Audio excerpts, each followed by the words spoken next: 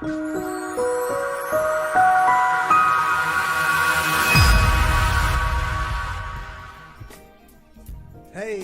my good people, you know what time it is, and if you don't know what time it is, you're about to get familiar.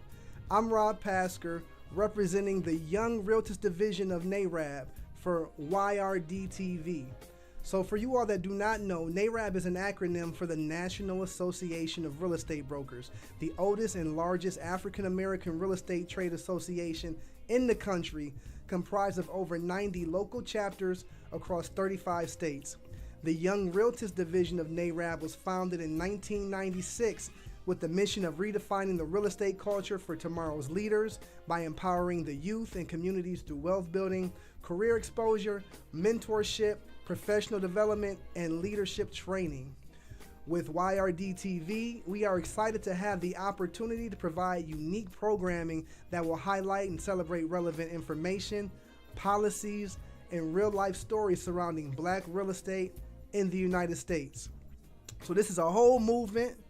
It's a movement, you know. It takes all of us to push this needle forward. So if you're in the building right now and you're watching, put a comment, let us know where you're from, let us know what chapter you represent, you know, because we like the energy, we like the reciprocity. This is about all of us, and it's about creating a platform for which we can see the best of us and learn from the best of us in the organization. And with that being said, today I have a powerhouse, a Southern Belle, someone who has a heart for community service, community advocacy, and she has used her platform in order to push that forward and live her life and help elevate the life of others. She is the 2022 National Association of Realtors Leadership Academy nationally. She's the 2021 Realtor of the Year for the West Georgia Board. In 2020, she's also a top 10 young professional for the Douglas County Chamber of Commerce. And in 2019, she was the CRS Agent of the Year. So with all that being said, I'm going to bring on Madam Amy McCoy. Welcome, welcome, welcome, welcome. Yes. Good evening. Thank you. Thank you, Amy. I appreciate you joining us. I know you're very busy. I done seen the wheels up. I done seen the wheels down. You've been traveling, and you made the time to spend with us today on Monday. So I appreciate you joining us. Thank you for having me. Absolutely. Especially on this day. Indeed. Now tell me, how's your 2022 started? How's it going? It has been exactly that. Wheels up and on the ground. Like when I'm on the ground, I'm running. But I'm up in the air, flying off to think about something of changing for democracy and housing. But most importantly, just making sure that I'm setting a good foundation for my company, you know, and leading my agents along. Absolutely. And that's if you're not focused on leadership and making the people around you better, I don't know, what are you focused on, you know? Right. So with that being said, can you tell us a little bit about your real estate background and how you got into the industry? Sure. So I have been in real estate for a little over 17 years.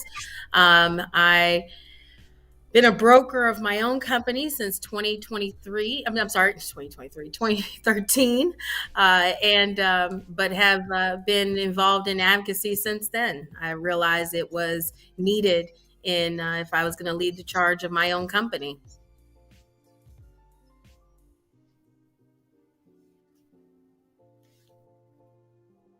I said, and so with that being said, I know you've had a lot of growth. You know, how is your organization looking? So the beautiful thing is we've just expanded. In 2021, we expanded to our second location in a hub zone in Atlanta, downtown Atlanta, so that we were able to focus more in a commercial sector and grow our property management, as we do a lot for international clients, a lot of domestic as well. We wanted to position ourselves properly across Atlanta, and so far we're on our second location. And you're doing that. Congratulations. Thank you. It's enough to manage one location, but to manage two, that means you have a lot of growth and a lot of success, not just for yourself, but for your agents and for your clients as well. Absolutely. We've been working on tools and professional development. So, mhm. Absolutely. So we met through NAREB. We've met at national conferences. I don't know if we met at a MidWinter or if it was a national convention, but um, I know you're very involved, not just with NAREB, but also with your local board of realtors. But can you tell us about your realtor story? What brought you to NAREB? Yeah, so I came to NAREB, the National Association of Real Estate Brokers, through the Empire Board of Realtists.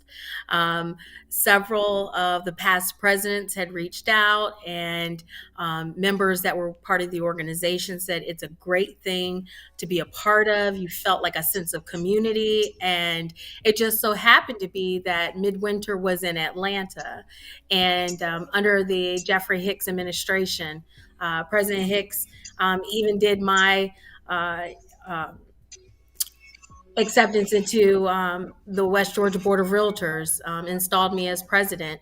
I just felt like it was such a community, being able to be around professionals that looked like me, understand the needs within a community, and felt that we could accomplish more doing it together.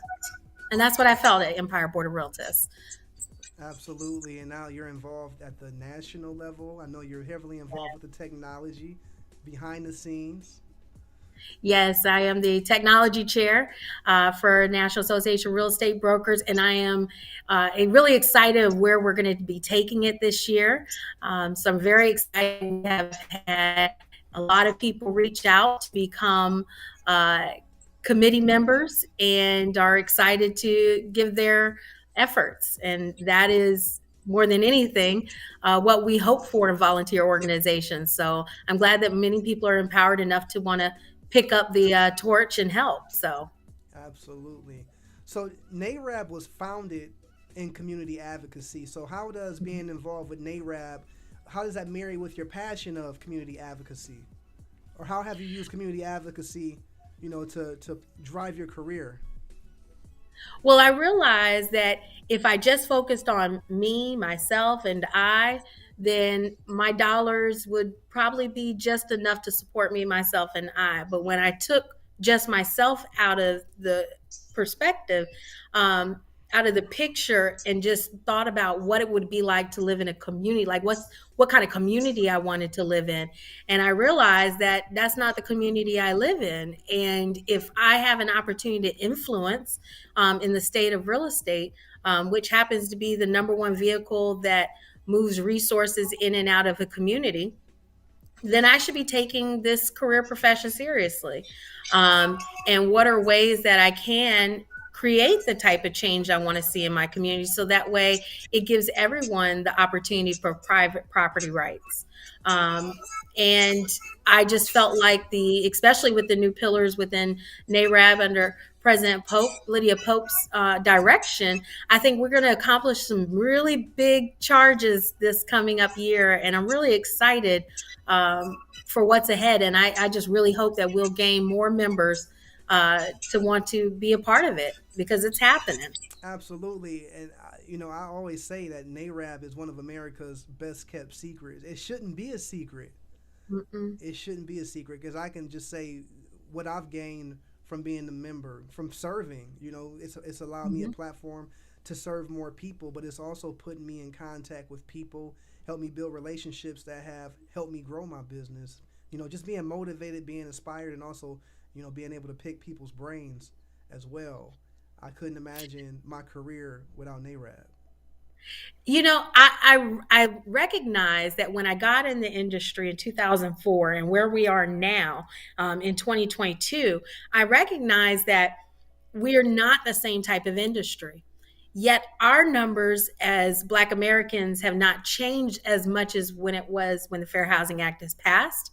And when I saw that this is a organization that is its primary focus, and if you've ever been discriminated from housing or the workplace, you recognize that, wow, if somebody else is willing to have that conversation, maybe I should see what the information they're uh, disseminating out to the public, because if it aligns, then this is something that we could do together.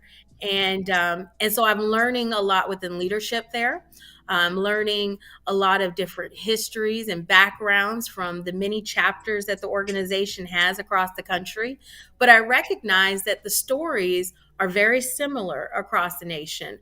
And that's what having this type of organization and being a part of this organization is about, to be able to say, hey, now because collectively we're seeing these issues, now we can work on a solution to change these issues. And that's another part of being a part of the Young Realtist division, because now you have new innovative ideas, which historically it's young folks that have led the charge to creating the change that, the next generation wants to see. So Absolutely, and I mean that's what YRD is about. It's about creating a platform and creating a space for the young minds in the organization. And not necessarily young in age, could be young at heart, could be young to the industry as well. But providing a space for the young minds in the organization to have a platform to push forward, and make changes.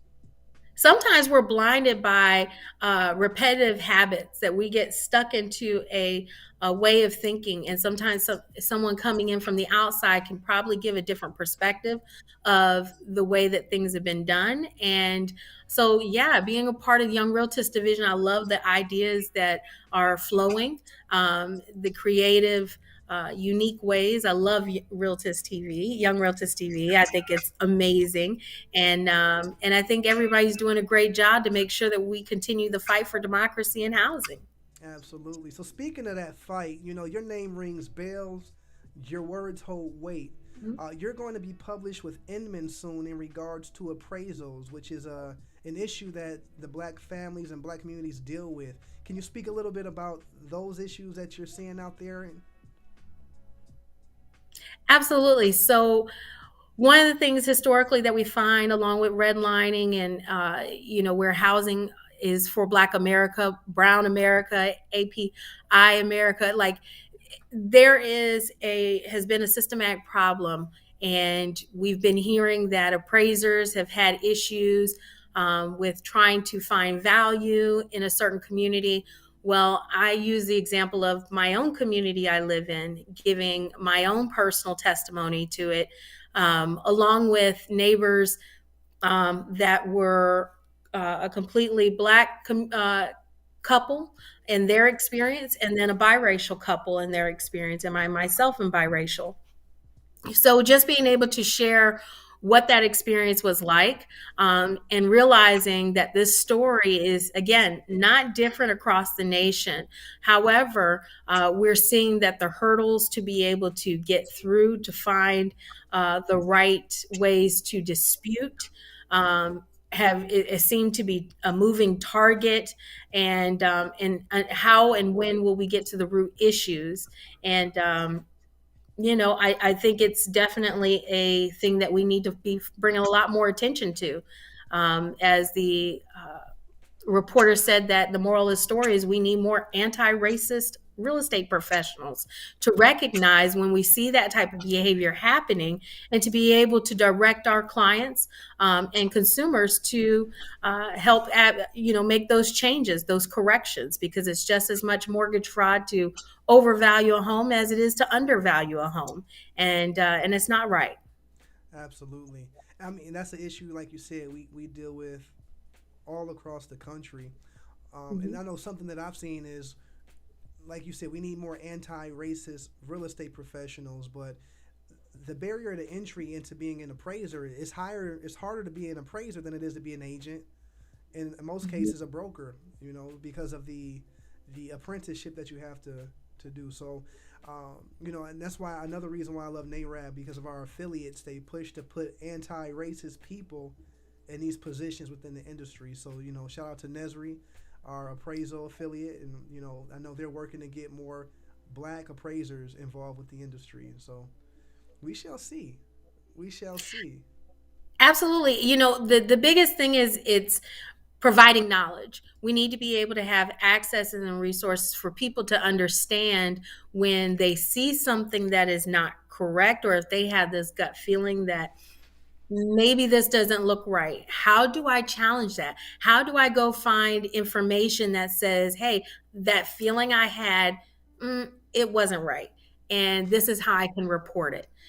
there hasn't been as much flowing information as it should. I think as the more people get into the industry, or the loopholes that we allow tech companies, and this is not a dagger towards tech companies, but when you take that level of scrutiny or professionalism away from how a industry is ran, to make sure that there is fairness, to make sure that people are being protected federally. And when you're able to recognize that that's not happening, being able to help point that out.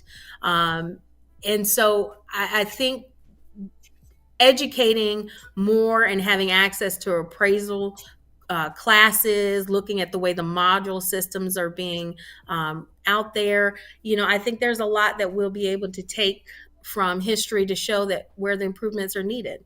But it does take having organizations like NAREB a part of it, and NESRI a part of it, the conversation, to make sure that it's equitable. Absolutely.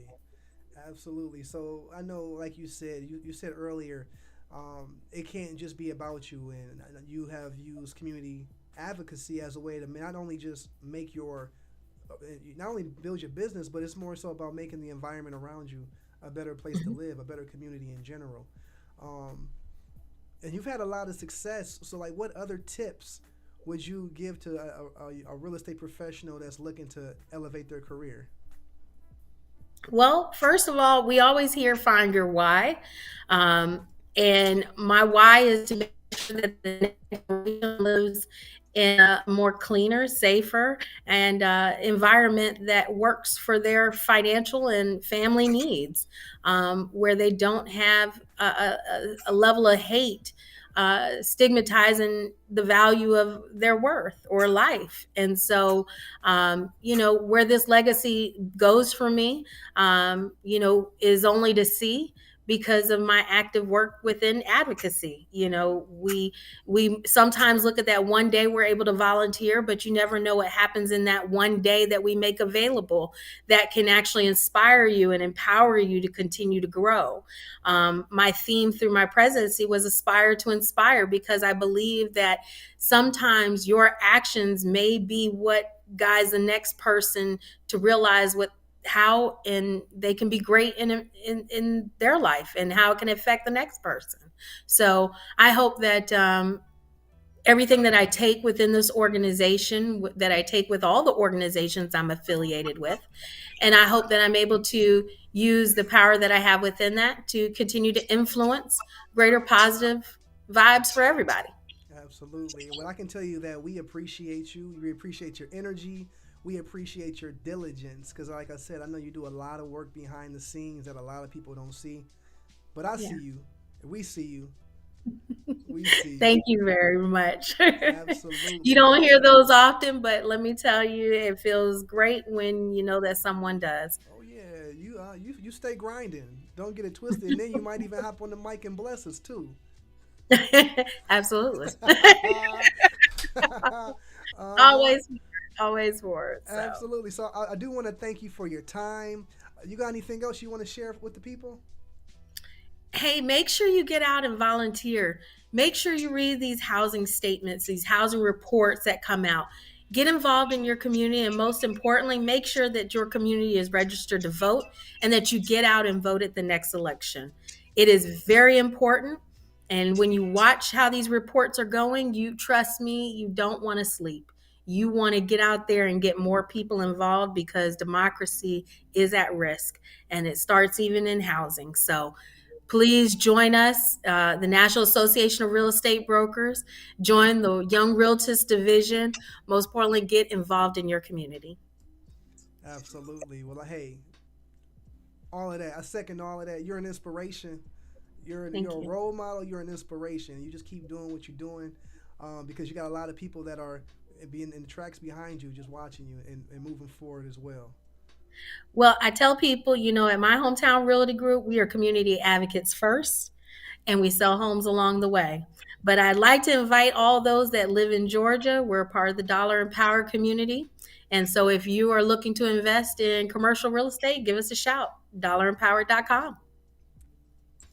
You heard it here. DollarEmpower.com. Yeah. Shout out to our second vice president, Madam Jones. She says outstanding work. Outstanding work. It is outstanding. I mean, like I said, you are a what do you? It's like a. I'm not gonna say a lighthouse, but you shine and you represent NAREB very well. Like I said, we appreciate you. So keep it up. Will I be seeing you at the midwinter? Absolutely. Absolutely. I wouldn't miss it. I heard that. Well, neither would I. Okay. Well, hey, I know you're a very busy woman. I know your phone's probably ringing. I'm sure you got some fires to put out, even though it's 9:30 at night. So I'm gonna let you go ahead and get to it. But I'll be seeing you soon, and we appreciate your time. Thank you for your time and many blessings to you and everyone in the new year. Thank you. Thank you. Thank you, madam. All right, yeah, you heard it here. We got Madam Amy McCoy, and she said, get involved, volunteer. And she said in her business, she lets her agents know we're community advocates first, and we're going to sell houses along the way. But it's one of those things. Energy can either be created or destroyed. It can only change in form. So when you put that out, you know, it's going to come back.